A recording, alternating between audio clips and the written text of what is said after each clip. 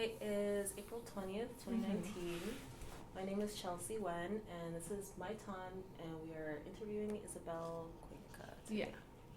So first, could you just tell us about where you were born and a little bit about what it was like growing up there? Well, I was born in the Philippines in a tiny island that looks like a sock. So, I grew up in a small city. I guess everything in that area is pretty small. Like you're considered you live in the province if you live outside of Manila or in the northern part of the city of the country, and so um, very small social circles. Very everybody knows each other. Everybody's like sort of married to each other. And then when I was 15, my parents decided to come and move to the States. So it was a little difficult being like 15 when all our friends are just starting to go drinking or like everyone's starting their social lives. We're mixing in with the older generation and kind of trying to fit ourselves in it. So then like from then on it just felt a little disjointed. I didn't know the culture here. I didn't like I was lucky enough that we were taught English, so like communication wasn't that a problem. It was more of like, how do I fit myself now in a society that's completely different, that's like multicultural, and especially like we went straight to LA, which is huge diversity, and I just didn't understand a lot of it until later on, when you're in college or in grad school or something. Like it's so I don't know, like life is different. You start from like knowing each other, having a lot of friends, growing up with the same people, to having nobody. No, not necessarily nobody. I had a cousin that I was close to, but that's it. Like my social circle went from like huge one to like a handful. So it was different. It was a little difficult, but it's not that bad. So yeah, that's how I grew up, and that's where I'm from. Okay. So why did your parents decide to move to America? I think it was just either like financially it was really difficult. Our main source of income in our island is sugar. So the Philippines used to be like the biggest export of sugar at some point in history, and our island, because we were so focused on that, and a lot of development started, or like I guess a lot of people that were interested in that would kind of congregate in our island. It's just there's like I don't know, I've heard this from my mom, but I don't know if it's true, but she said like the people that lived there who were like the top of that field were like the kingmakers. Like they they had enough power to choose the president or whatever of the country. So it's good in that sense, but it isn't the same since the 80s, which was when, or like I'm not sure, in the 70s or in the 80s, but when when our president put the whole country under martial law, and so took the power out of the people he didn't like and gave it to the people he did, and then took all the wealth from the country, and now we're like a third world country. So I think financially it was a little hard.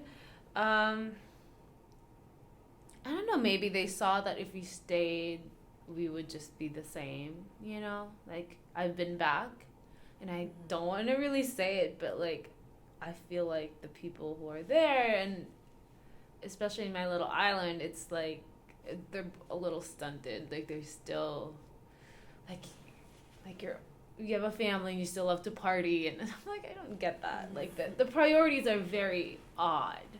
So in that sense, like I'm appreciative of like moving out, and I wouldn't have been an artist if I was there. There's no art history. There's nothing. Maybe the most famous artist there at the time would have been like still Da Vinci, when there's like so many more has happened since then, and we just don't know about it because no one really tells us.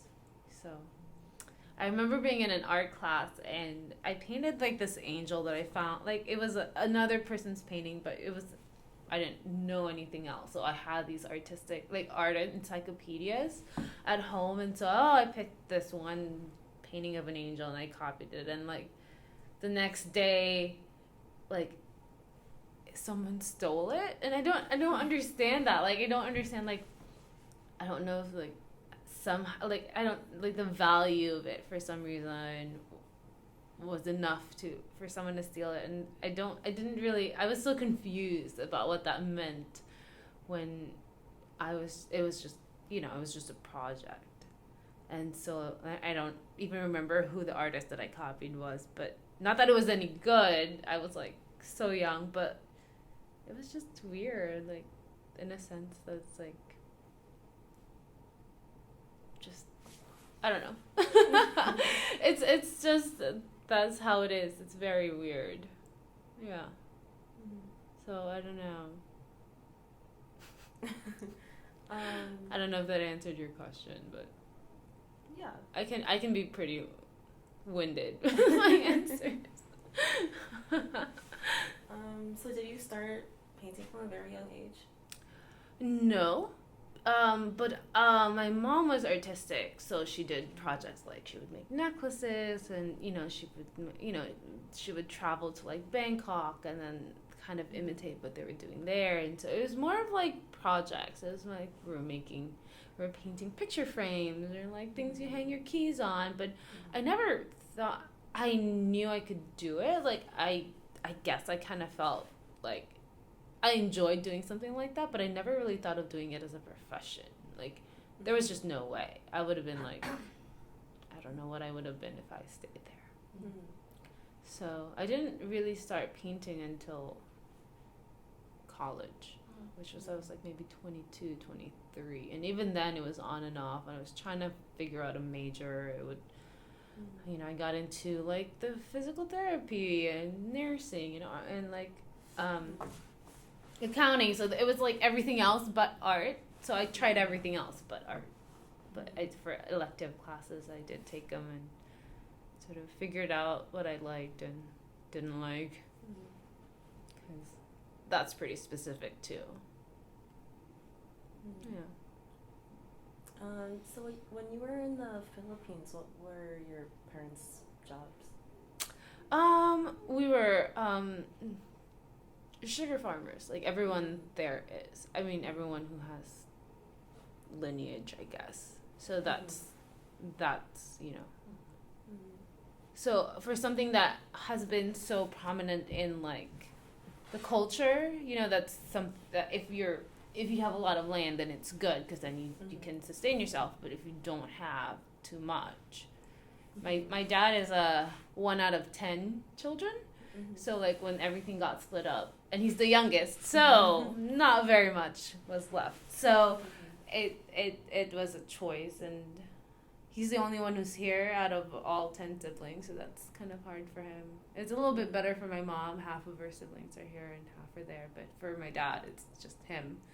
And so, I don't know, pretty brave, I guess.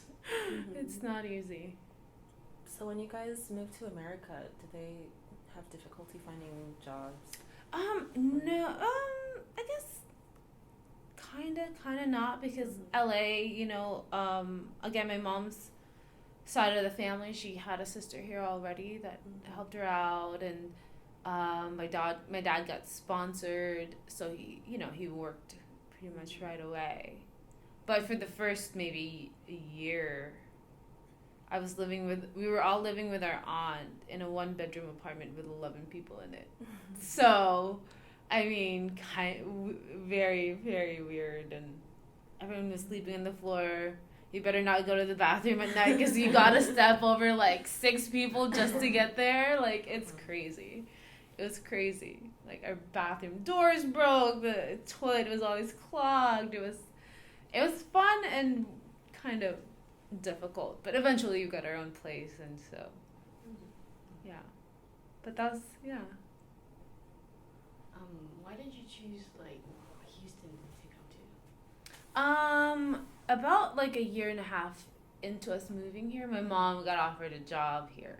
So then we all sort of she went ahead. She said it's good here. It's a lot slower, and so she just moved us all over. It's nice because like the apartment for me, we were also looking forward to it because our apartment wasn't really that great. It wasn't in a great neighborhood. There would be dealers coming into like the parking lot, and there would be like a stabbing in the school across the street. It's like it's LA, I guess. But so when the opportunity to come to Houston came up, we were thinking about like apartment versus a home because we could rent a house here for the same amount, and our neighbors downstairs wouldn't be blasting their music to the point where our floors was like shaking all day, so we were all like, yes, let's go. This like lifestyle is like crazy here in LA, like, and then coming here, it's a lot more laid back, and it's nice. But at some point, I also wanted to like get out of this. Like it's slower. It's when you're young, you're kind of you want something else, to try something else, and so that's all part of it, I guess. So yeah.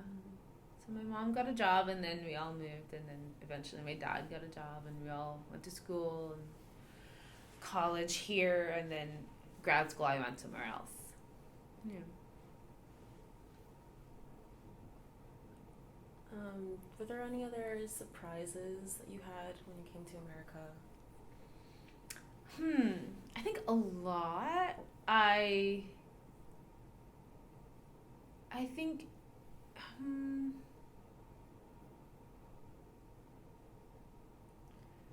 I'm not sure if it's necessarily surprises. Like, do you have a specific like thing you're thinking of when you say that? No, just anything that you had to adjust to, something that was different than your previous life. I think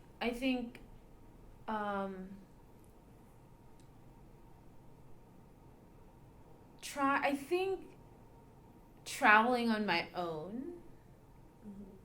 because okay, so the difference is like in the Philippines, you don't really drive yourself. You have labor is cheap, so you have a driver, you have a maid, you have someone who does your laundry, you have someone who cleans your house. So in that sense, which helped to have a cousin that I was with, or my siblings, is like trying to travel on our own, so like learning bus routes, like that stuff was different, and we spent our days in the library because what else were we gonna do, and it was closed and we can walk, or we would walk to the grocery store, and not necessarily like doing things for ourselves, but I think we had to be a little bit more independent because again, our parents were like working long hours, and we would never, you would only see our parents at night, and they would have to leave early in the next day. So for most of it, it was like really independent thinking, or you kind of make plans on your own, which I never really did before. But I don't know if that's necessarily something that's like just in the States that I would have experienced. I think it's just part of growing up and just navigating, like how to do that, how to exist in this environment or in this world or something like that. I don't know if there's anything that's really a culture shock per se. Maybe I can't think of it on the top of my head, or I'm just not. Maybe I never dwelled on it, and so I just kind of let it go. But like eventually there were things, like once you kind of know sort of social things, there were things that would like feel a little bit more racist, or like, oh, maybe they shouldn't have said that, or being more aware of like cultures. Eventually that's kind of where you become a little bit more sensitive to it and try not to offend anyone, which you don't get if you're in the Philippines because everyone's all the same. There's no sort of racism because we're all the same, but there is classism and all these other things. So there's no otherness. But here there is, and so I didn't even quite navigate that until like later, like way later. So. And did you just learn that through practice, or? I think it's a lot of like school stuff, which I love being in school. I mean, I'm not the best student, but I think it's, maybe grad school made a difference, or art, because it's so personal and it's so, you gotta really reflect on yourself, and like, who do you want to represent and who are you representing by default, and so like you can't ignore those things. Taking an otherness class helped, which like, then you kind of see the signs, you kind of break down all the social issues that are promoting things that you don't like, and so that are not so helpful, and talking to other artists who are really socially active really, really helped. Like Matt has been more like, I feel like he's the more social of us two, and so like he really goes out of his way to show up for things and talk to people and put himself out there, and I'm like, just take me with you, like, just drag me along, even though I don't want to do all those things. So I think, but in the same sense, we understand each other, that hey, we're both this, and we're trying to say something about it, and even if we don't want to, we are. So like, how do we navigate that, or how do we even like harness it and use it for our advantage as artists, as Filipinos, and how do we include other people, or make them feel like this is something that they could see themselves in, because we're not complete. Like, as much as I feel like I'm a hermit and I don't want to leave the house, I'm still that person. I'm still connected, and with the internet we are also connected, so it's not a complete like disconnect. Like, we still I think that's it. Like, for me, I'm like always trying to connect, but like not always being successful, but I still have to try, I guess, is kind of what that is. So yeah, so that stuff. So when you're aware, it's like, ugh, like, what do you do when you're aware about like things that are offensive? Like, do you confront it? When do you confront it, and when do you not confront it? And so that stuff. The best example I can give in terms of like a culture shock, which is sort of a little bit of a reverse. I went to go visit the Philippines last year, and one of my friends that I've known since high school, we were driving to a restaurant, and he goes like, "Belle," I'm like, "What? Is racism, like, does it actually exist?" And the fact that he had to doubt it, like, for me was like, what? Like, that's a question? Like, to us, it's like a given, because we're living in it. We understand that it's happening, I mean, we kind of pick it up when it does happen, but like, for them, that's so different. That for me was more of a culture shock than anything else. I'm like, of course, like, when we're in the Trump era, like, it's so obvious, like, sexism is so out there, like, I was so shocked. I'm like, yes. Like, I was about to go on like a big rant about it, but I was like, no, they're not gonna get it. Like, they don't have to deal with it, so it's not really a thing. But like, for me, it's like, wow. Like, I can't believe that was asked. So that was more of a shock than anything else. So, yeah. Okay. Yeah. So do you think if you had stayed in the Philippines, you would have also not really felt the effects? No, for sure. Like, I stayed there I did a residency at my hometown, like an artist residency, and I was there for like 4 months. And yeah, I could see myself like being just like them, and like, we were just not aware, and like, there's no way to be aware. So, and our culture is so like, we love everything American. Like, we're Filipinos, but we for some reason celebrate Thanksgiving. There's no Indians there. There's no pilgrims. Like, why are we celebrating an American like holiday in the Philippines? Like, it doesn't make any sense. Like, there's, so like, our love for America, or like the idea that America is what we want to be, it's so like, it makes it such a a disconnect, but they don't see that it's a disconnect because for them it's just like, oh, we like it and they're celebrating. Oh, we have, friends there and they're celebrating, so we're celebrating with them. Oh, we're gonna use this day to be thankful, but you can be thankful every day. It doesn't have to be. So just that wanting to be, but not understanding it, like that sort of appropriation of it, but that's what they want, to appropriate their culture. But anyway, that's what it is.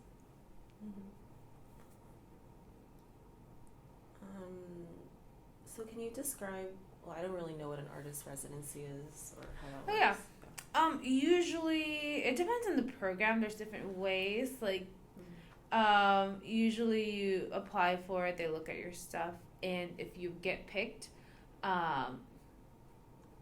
they give you. Let's say I'm in Houston, and there's a residency in Vermont, and then I got in. They're gonna have you come for like a month or however long the residency applied for. Usually it's a month to 3 months, and they provide you with the space. You're in a farm with 5 other artists, so you live there with them and you get your own room.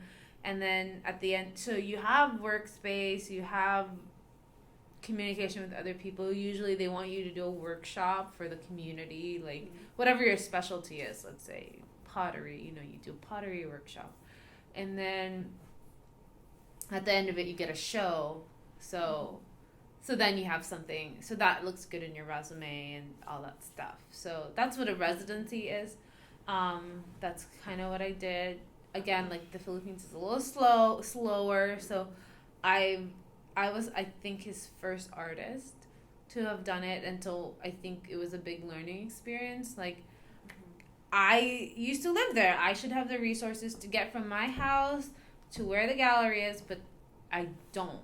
And and usually when you're here, you bring your own car, and there's ways for you to get to your space, or you live in the same area you're in. So that one was a little bit more, I have to make connections for him and how things are supposed to go. Not that I really know too much, but that's, I think it's, and then now he has a living space next to studio space, next to the gallery space, so it's a lot more convenient for the artist that he is bringing in now, because that was a few years ago. So there's a big improvement, and I'm very excited, and I've told him if there's space again for one of these years, I'd love to come back and do it all over again. Yeah, so that's what a residency is. So a lot of artists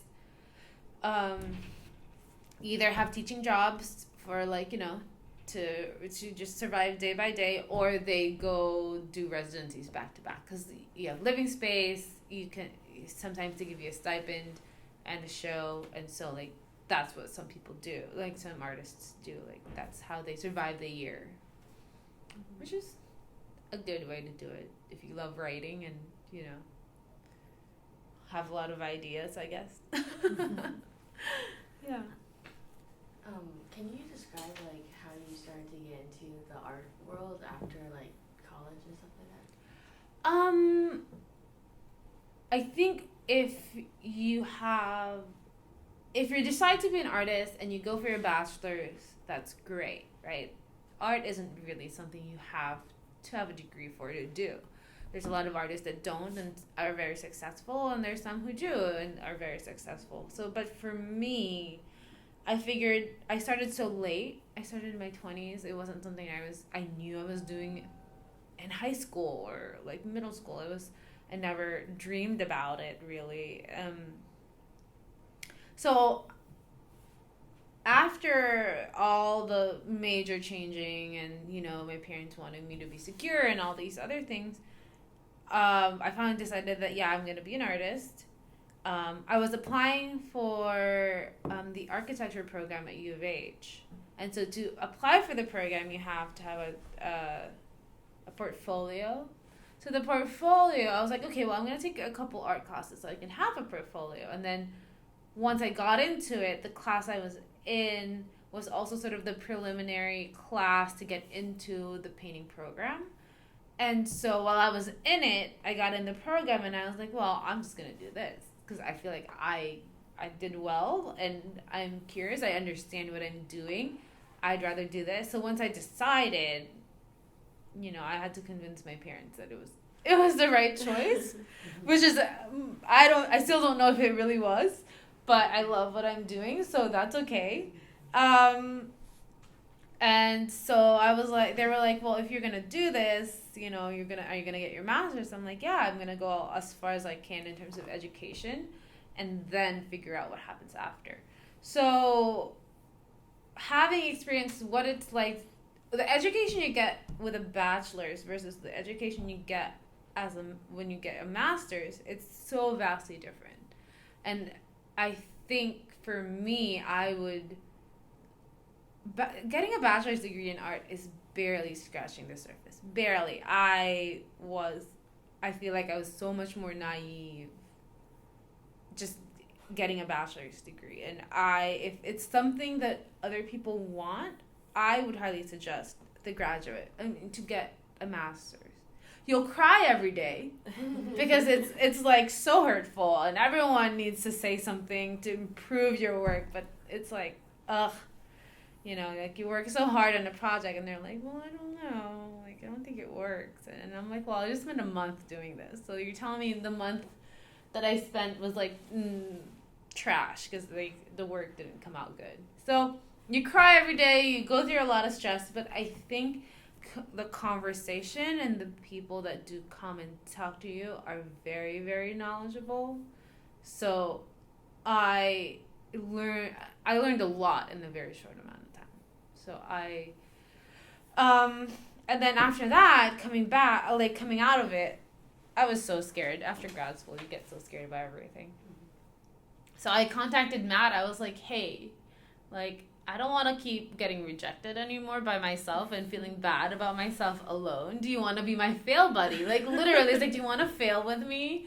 And so, like, I think having someone to back you up in terms of art is great. Like, that's how I approached it. And then we started writing together, and I think he also informed my work a lot. And I think this year was, I think we put a good show together in terms of, like, as a duo and how to work together to create something more cohesive. Our work used to be, like, so different, and it didn't really...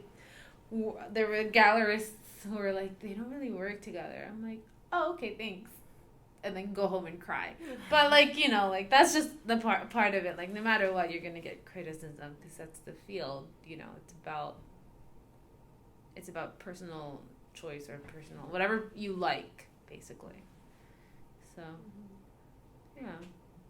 So I'm still working on it, honestly. Like, I'm still working on figuring out how to be an artist and kind of keep going.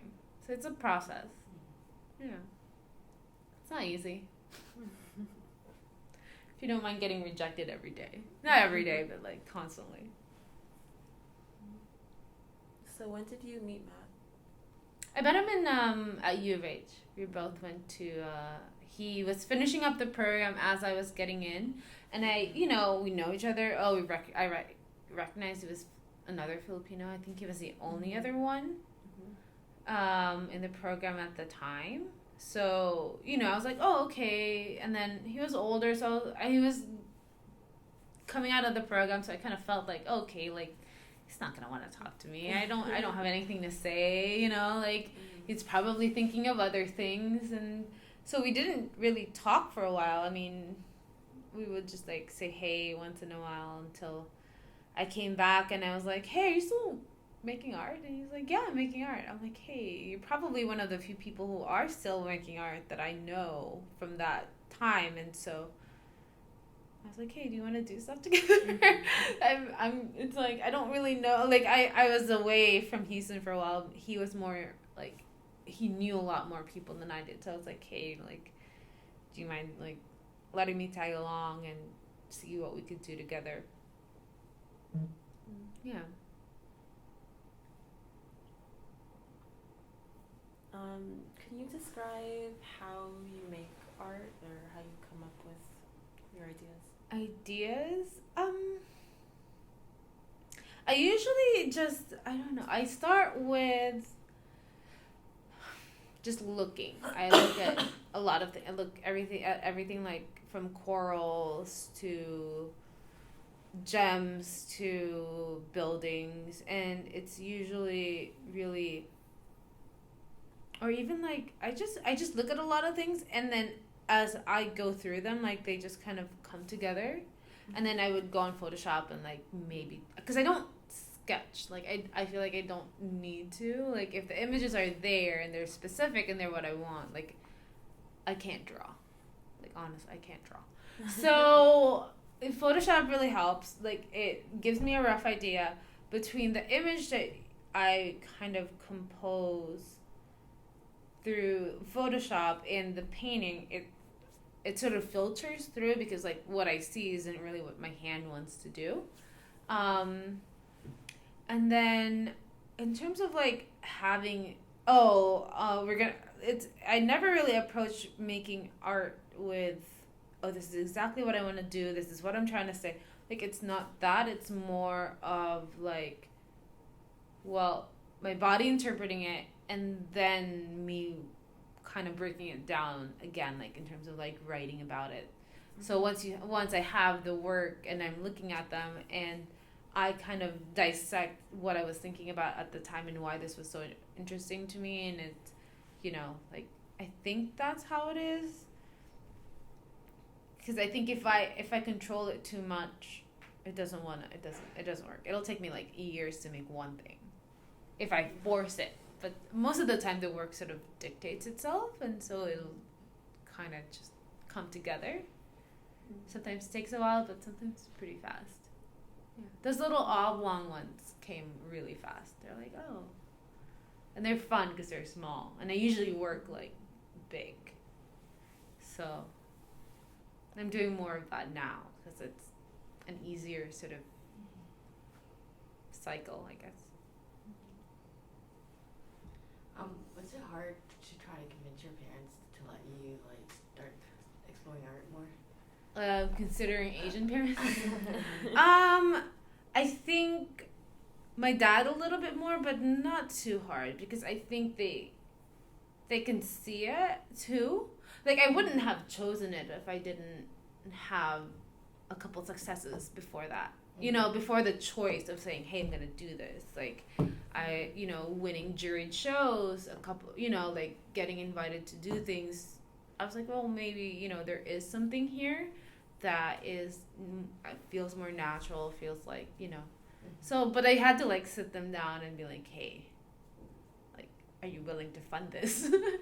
Like, it's not something you'll get your money back from right away. Probably not for a while. But it's, like, I feel like I'm good at it, and I feel like it's a natural fit. And so, like, it wasn't so hard. I think my parents generally just want to be supportive. But if I chose a field where art is on the side, they would have liked it better. But I think art is a practice, and you have to keep practicing. And the only way to get good at it is to do it, to like really make it a priority. Because otherwise, it's never gonna go anywhere. Yeah. So it wasn't so hard. I think they were pretty open to it. My dad just comes to my shows and like just stands there for a while, and then wants to go home. Doesn't know anything about it. Doesn't know. So regarding your art, how much of your Filipino identity informs your work? I think naturally it just does because I am. You know what I mean? Like it is a part of me. I think what I've experienced, my idea of color, I think dictates it, and that I learned from, I learned color from being in festivals when I was young, or these things like that. The things that I associate with colors are just sort of naturally from how I grew up and where I grew up. So it's that's part of like letting it be what it is. Like its nature is that. But in terms of like the feel, the the genre of art that I do, like geometric abstraction isn't necessarily associated with being Filipino. It's, it's very old white male. It's very, the people who have started and are successful at it are old white males.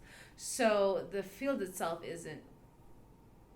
I think I'm approaching a traditional field with a perspective of a Filipino. So that's where that comes in. Like, and that's where us Filipino or like minorities, we struggle with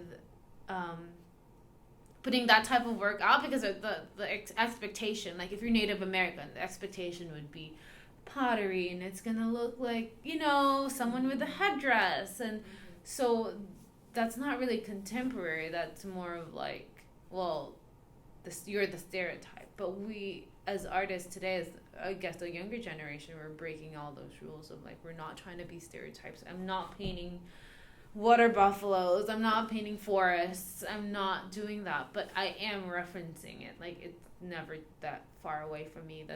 The titles of our show are always Filipino, or like the sort of exploration of what that even means, especially being out of that country and out of that culture. Like, what does that even mean? Like, like how much of you is that, and how much do you let yourself be that while also living in as an American and trying to survive that way. So it's like, I think psychologically it's hard. It's a lot of things to kind of face. And being female. So that, like there's so much like stigma you gotta fight before you can even like say anything. Like people would even like look at your work and you gotta be like, hey, I'm like all the things that are not what is expected. So, it's hard to kind of be sometimes taken seriously, I think. Yeah.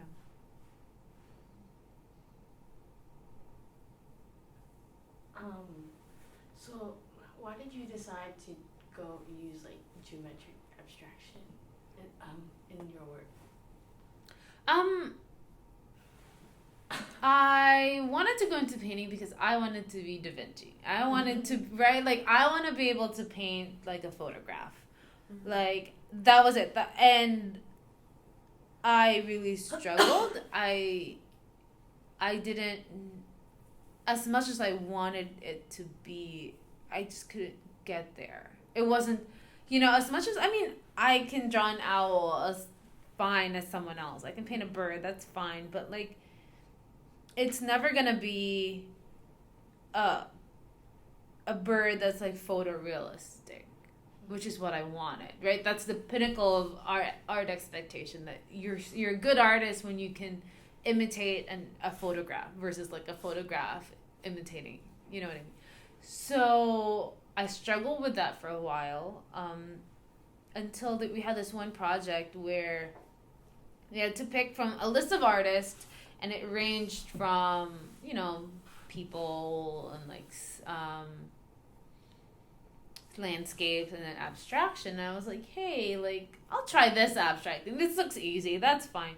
And then I realized as I was making it that, oh, I understand this. I didn't know how. I was just like, there's something about this that I understand that I've connected to. And I don't really know why I didn't, So, but from then on, I was lucky enough that one of our professors did geometric abstraction and pushed it, because otherwise I would have just really, really struggled. Like, I just didn't have... I had a friend who could do that, and I was like, oh, she paints like beautiful, like porcelain skin on women, and the way she puts like glossiness in the eyes, it was just fantastic. I was like, well, I knew, seeing her and being in the same program, I saw the vast differences of what it really is if you're really gifted in that, and what it is to not be, which is me. So I had to like focus on the things that I knew, and I had to allow myself to be okay with that, because who wouldn't want to paint like Da Vinci? Who wouldn't want to paint like a photograph? Like, that would be so great. But I'm like, well, I can do this one and I'm good. And I was the only one who was doing it, and I was doing it really, really well. And so, I mean, you don't usually get into grad school straight out of undergrad as an artist. Like, but I got into a few schools that at least I could choose from. So I was like, okay, then there's some successes here that sort of points that I could do.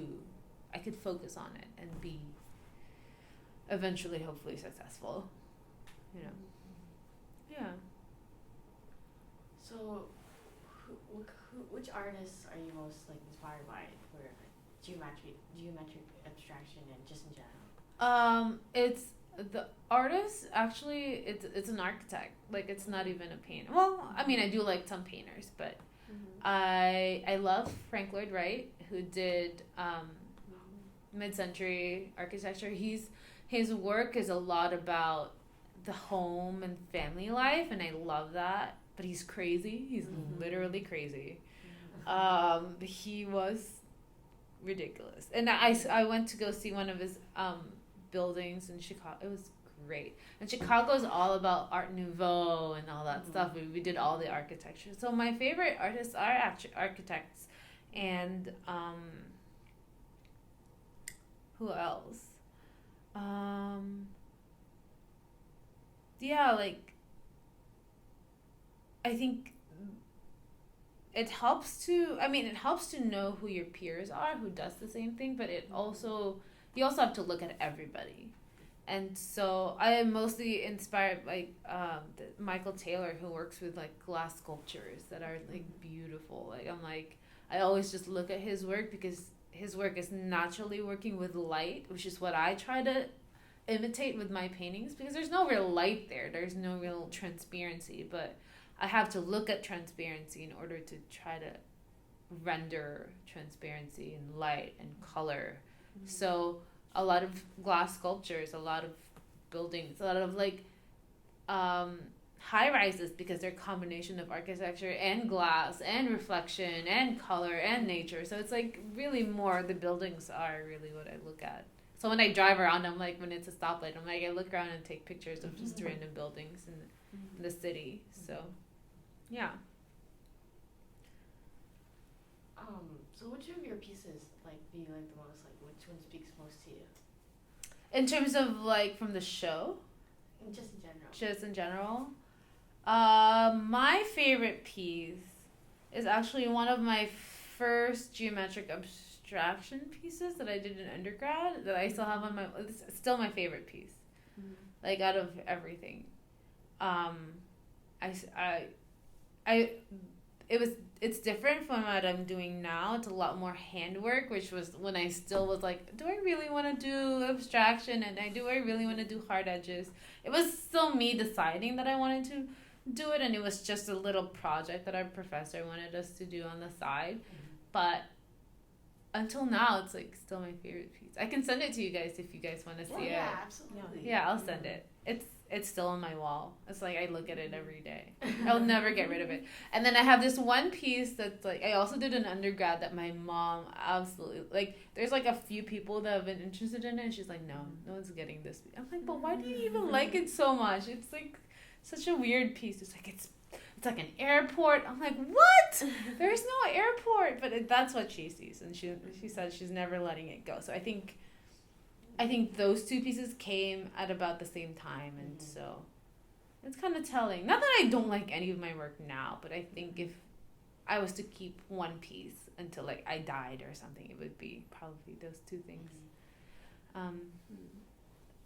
Yeah, and then there's another one that I like that started the oblong pieces. Like, it was one that I made that I sort of didn't even think about until the show. I was like, hey, I think doing these oblong pieces were interesting because they're kind of a little bit of everything. They look like people, but they're also really architectural, and they remind people of traveling because everyone says it's like an airplane window, and I'm like, well, that's fine. So there's the beginning piece of that was one of my favorites, but yeah. So what are some of the highlights of your career so Doing the Biennale in the Philippines was really fun. Doing the residency there, I think a lot of, well, if I can do something to encourage art in the Philippines, that for me is a highlight, you know, because that's one of my really like long-term goals is to bring what I'm learning here back. So it's nothing like, oh, you know, I showed at the Whitney or anything. I think for me, what I'm really working on is just learning enough knowledge, learning to meet the right people, to make being an artist in the Philippines an okay career, because it's, you know, unless you're like old and, you know, like go to Manila, like you're not really, you're just doodling. And I know there's a lot of like really good artists because there's so many good Filipino artists here, and really good Filipino artists in Europe. Like we're all capable, but we're just not there in terms of like our country. I think we have to go back and improve it because that's where we're from. That informs our work, and if we're not gonna help improve it for the coming generation, then what are we really doing? Like, what is it really all about? So I think that's the super, super long-term goal. But in the meantime, I really have to learn as much as I can, and, you know, yeah.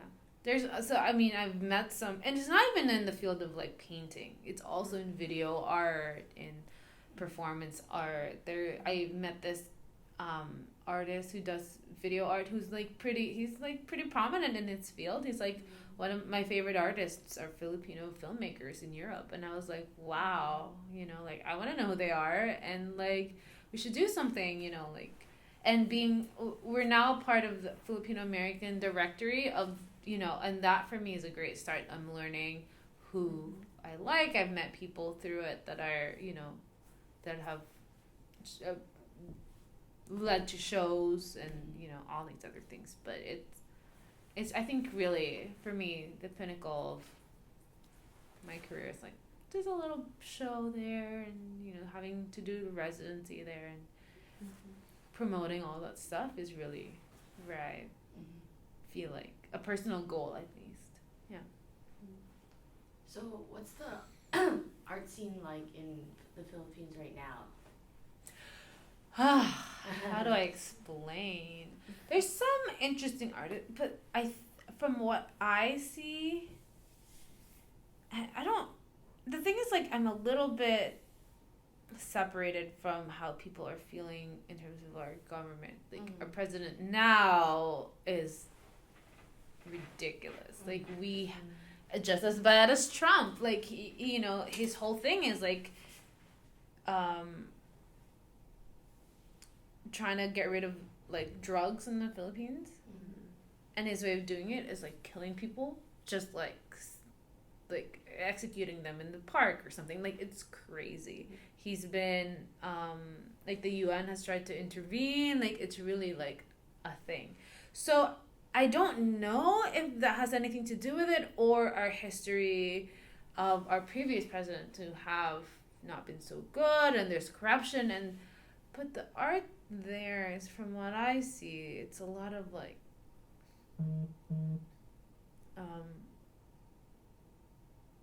like bleeding and like grotesque, and I don't know if it informs the work or it's just about the shock value of, hey, you know, your idea of paintings are these beautiful seaside pictures, but here I am bringing this really grotesque mutilated body as art, and like bringing like saws into the gallery. But if you do that here, it's like, well, what else? Like, we've seen this. Like, our art history has gone way beyond this. We've had, you know, mainstream movements past this. So that's what I'm saying. Like, I don't know if I necessarily like the work. I think maybe because I've seen a lot of it and studied a lot of it, and, you know, it's not interesting. For me, it's like just the shock value, and it doesn't really. say anything to improve society or environment or anything or political. It's just, well, I mean, it's fine if it is just that, but if you're gonna put it in a context of like the world's understanding of art, it's just not, or at least the American understanding of it is just not there. Which, if they had art history, they would know, or they would learn from like past artists and what different ways of expressing themselves. You know what I mean? Like you'll be more open to being geometric or building or sculpture or other things to really because art is a language, so the more you are articulate at it, the better you'll get your message across to your viewers. So, you know, it just feels like they're toddler talking versus, you know, someone who's a little bit more educated. So that's what I'm trying to do. I'm trying to get them from like the babbling stage. Not that I'm deeming them that, but from my little experience of it, I think even a little bit of art history would really inform a lot of their work. And it's not just like we have this tendency of like it all has to come from me, and that looking isn't a thing. Like looking at other artists, like that it's, you know, or reading other people's articles or whatever is being written about it. Like to us, it's like, oh, why would I do that? I have to do it on my own. I have to create my own ideas. But then you're starting from the beginning when everybody has already invented the wheel. Like, why are you reinventing the wheel when you can learn and make the wheel do something else? You know, or put it in a bigger project or whatever it is. So that's. I sound like a snob, but it's, you know. I'm just trying to. So, what do you feel like you try to push like any kind of message in your artwork? I think right now it's more of telling a story. I'm always about telling a story. I'm not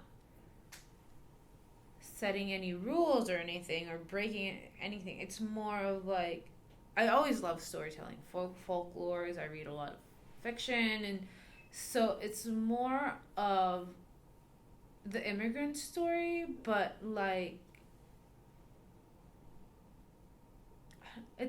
but not as obvious, or it's, you know, it's just an expression of my experience. And if I'm labeled as an immigrant, and if I'm labeled as all these things, it'll sort of come out. And if it's not, it doesn't come out, it's okay, because they're pretty. I like pretty things and telling stories. So, you know, like both of those things are, I think, where I try to go from, or try to pull from, that it's yeah, telling a story more than pushing anything. And if you don't see it, that's okay, because then you're looking at something pretty anyway, you know. So are you well connected with the Filipino community here in Houston? Not really. I think not as much as other people. I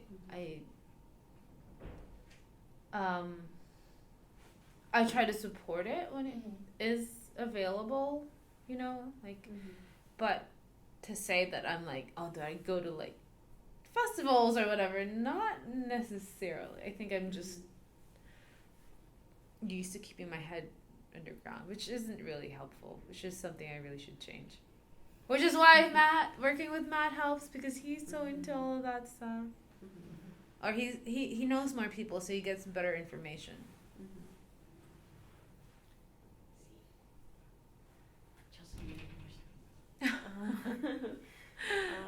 Do you have any other goals for the future for your work, or just your personal life? Yeah, I mean, I think eventually, I think the big dream is, right, like you want to show in New York, or you want to be written about, or, you know, but it's not that it's the thing that drives me.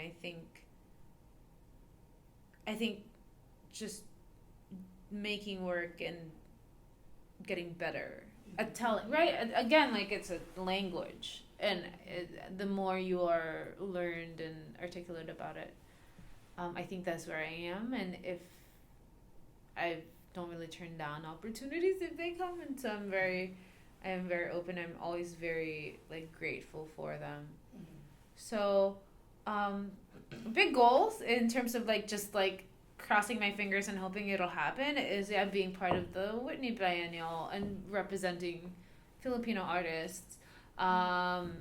You know, going back and doing maybe like the one in like just any sort of biennial where we can represent ourselves. I think that's a goal, and it should be a goal, and you know, and being a good role model for, and I encourage it. Like you become so much more socially active. Not that you have to go to every festival or anything, but when you know there's you can share information and you can share a possibility, which is really, you know, every Filipino I know is a nurse. And my brother, who is, you know, who is studying to be a physician assistant, is also on the side a photographer and a carpenter, and that's a thing, you know, like he's always also looked for a creative aspect for his life, and so that's he's a better photographer than me. I don't know how that happened, but he is. He's built me benches, you know, like he collects art, and I feel like maybe I hope I influenced him. So, you know, like I think it doesn't have to be that I'm doing this so someone else could be an artist. I'm doing this in terms of like saying that, hey, you can do what your parents tell you and have a stable life, and or if it's something you want, that's fine, but you know, like you can also enjoy all these other things with your time, and you know, and if you're gonna invest in anyone, like there's people who are trying, you know, like who are speaking about, you know, we don't necessarily need an Australian coming to the Philippines trying to save the whales, you know, like we also have to be responsible of all those things. So that's one of the things I love going back there, because there's this little island in our big island that is, I was there before it was like a thing, and it had all these, you know, we didn't have electricity and we were camping on this island, but now it's like a marine reserve or something, and they're trying to bring back all the corals, and they have like these giant clams, and you can go diving, and you know, it's great and it's beautiful, and people come in and like they bring in kids to learn about the environment. So it's like it can be that. It doesn't necessarily have to be like I have to be the one that saves the whales and you know, to stop all these ships from whatever it is. Just that's, you know, I think being part of the machine is not a bad place to be. Or, you know, I try to take it as a responsibility. Otherwise, I'm just selfish or narcissistic, because I'm just like looking at myself in the mirror painting. Like it's sad otherwise. You know. Yeah. So do you do anything on the side besides your art? I help my mom out sometimes for if she wants to have like days off, I'll come in and help her, but it's really like a short, maybe 2 days out of the week, and just to like pay the bills, and the rest of it is like these are okay with me doing that, because it's hard. I think, you know, like there's times when you're like, how am I gonna put gas in my car tomorrow? Like, but you know, if you believe, you gotta. Part of it is faith, I guess. Yeah. How do you think that your race or your gender has affected your ability to be successful as an artist? I think it informs the work. I used to think when I first got into this, I used to be so proud of my, like, it was something, okay, it's something I said to myself that I was like, if I was just looking at something that I've made, looking at a painting, I would think, like, if you didn't know me, if you didn't know who made it, you would think a guy did it. And for some reason, I felt proud of that my work looked like a male artists' work, and that was when I was like, I didn't really understand what that meant. That it was better somehow to be male. And so from that and like learning and like reading, because we don't know about feminism in the Philippines. It's like not a thing. We didn't know that happened, like it's just not a thing. So for me, like learning about feminism and learning about my mindset about it, I was like, wait, why would I want that? Why would I want my work to look like someone like a male did it or a guy did it? Like, why would that make me proud? So I think it's more of, I don't necessarily think that it's about trying to get success, because I don't know if I'm successful. Like I can't deem myself successful. I can if it was from my standards, like, but I love what I do, and then, like, people like it, sure, but like I can't really deem myself as doing it for success. But I think being able to represent and be proud of what I do as a female and show it the places that I've shown, I think those are like ways that I look at it. Yeah, because like, there's only really been a handful of really good artists out of so many men, and we're just as informed, or I feel like we're more complicated. Like, like I think we have a balance of nurturing and drive that is really nuanced and really brings a different perspective. So I think it's more of fighting against being, like put down, not necessarily put down, but like we have something to say, and it hasn't been in a long time that we have this opportunity to be able to say anything. We've all, like, there's a lot of stories about female successes that males have taken glory for, and like we have to exercise that right, I think, to be part of society and just as equal in society. So I think that's what it is. And I've never really, I don't think I haven't really compromised in that aspect, so I don't think I'm planning to. There's this story I tell. I remembered it recently, and I didn't know what it meant at the time until maybe like a year or two ago. When I was young, I went to a Chinese school because my mom figured, learn a different language, that's good for you later on. I was in kindergarten, and part of the morning routine was that, you play the national anthem, and then you pull the flag up. And there's always a girl and a guy. And I'm like, I was so excited. One day it was my turn. I'm like, I'm going to do it. I'm going to pull the rope. I want to be the one that raises the flag, because the girl's job is usually just to hold the other side of the string so it doesn't get tangled. I'm like, I'm not going to do that. As a kindergartner, I was like, I'm not going to do that. I'm going to pull. I went straight up to the thing, stood where the boys were supposed to stand, and grabbed onto the string. And then my teacher, like, moved me. And I had to hold it, and I was so mad. I don't know why I was mad, but I was so mad. Like, why couldn't I do it? So I think recently I've really been focused on that. Like, why can't I pull the flag? I'm just as capable as the guy that's shorter than me that's pulling the flag. Like, like, I'm pretty tall for my age and for being Filipino, and so I'm like, I don't get it. Like, I don't know why I was only in the supportive non-job that's like, so it's not really, I don't really see it as like doing something to achieve anything. It's more of like, well, how do I approach making work? And because it's so much more personal, so mad.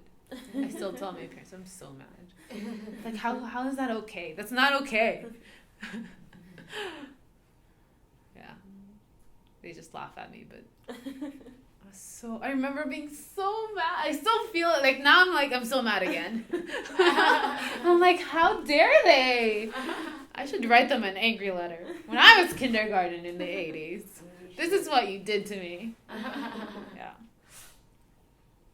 So, Yeah, so it's, I don't know. How are you guys born here? I'm flipping the table here. Were you guys born here? Yeah, we were. Yeah. It's fun. I mean, it was just like a question. I'm wondering if it was something that you guys experienced too, and what your experiences were. I guess sort of. Like, Yeah. I kind of like, when I was growing up, I was kind of like, kind of wanted to be a tomboy. But I don't know how much of that was just like, because I was very close with my brother, or if it was because like, to a certain extent, you're like, oh, I can't, being a boy is like, you get better privileges and what stuff like that. Right. Yeah, so. Yeah. You get to stay out more. Like, Yeah. a lot of the things my friends were like complaining about. My parents are pretty liberal. Mm-hmm. You hear them talking about like taking LSD or whatever. I'm just like, whatever, mom and dad. You're more like experimental than I ever was. Okay, I get it, you know. But yeah, a lot of my friends were like, yeah, like my brothers can go out at night and I was never allowed to. And then so like, yeah, I can definitely like relate to that. That it's like, why can't, I mean, we're just as capable, you know. So we got to change that conversation. Yeah, we do. Yeah. So yeah. What else? I feel like I have another story, but I can't remember it right now. A lot of crazy stuff. Just switching it up a bit, but going back. Yeah. Are you well connected with like your family back in the Philippines?